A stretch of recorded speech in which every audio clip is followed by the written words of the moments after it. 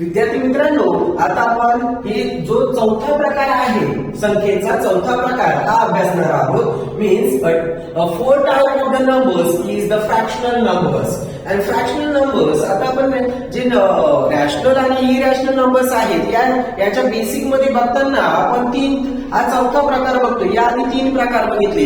पहिला होता natural numbers, त्यानंतर बघितलं होल नंबर्स आणि त्यानंतर बघितले इंटिजर्स. आता आपण बघतोय फ्रॅक्शनल नंबर्स हे जे आहेत म्हणजे अपूर्णांक संख्या. या अपूर्णांक संख्या आपण इयत्ता 5वी मध्ये क्लिअरली अभ्यासलेल्या आहेत आणि तिथून पुढे आपण त्या अभ्यासात आलेले आहोत. फ्रॅक्शनल नंबर्स मीन्स फ्रॅक्शन आपल्याला सगळ्यांना माहिती. फ्रॅक्शन हा कशाच्या फॉर्म मध्ये असतो तर फ्रॅक्शन लिहिताना आपण लिहितो पी अपॉन क्यू च्या फॉर्म मध्ये. म्हणजेच आपण काय करतो अंश आणि छेदाच्या फॉर्म मध्ये अंश आणि छेदाच्या स्वरूपामध्ये लिहितो. म्हणजे तो सिंगल नंबर लिहिला जात नाही. म्हणून त्यानुसार आपण डेफिनेशन तयार केली. डेफिनेशन मध्ये आता आपल्याला लगेच समजून येईल. तुम्ही एकदा डेफिनेशन वाचली एकदम सिंपल तयार केलेली आहे. डेफिनेशन तुम्ही जर वाचली की समजेल.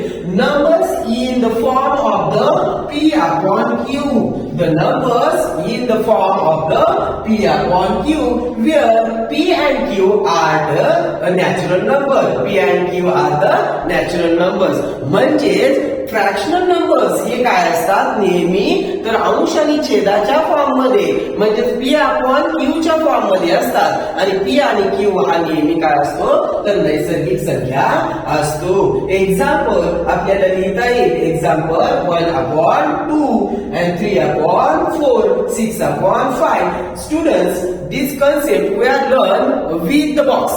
आपण इयत्ता 5वी मध्ये ही जी कन्सेप्ट आहे बॉक्स बरोबर अभ्यासलेली आहे.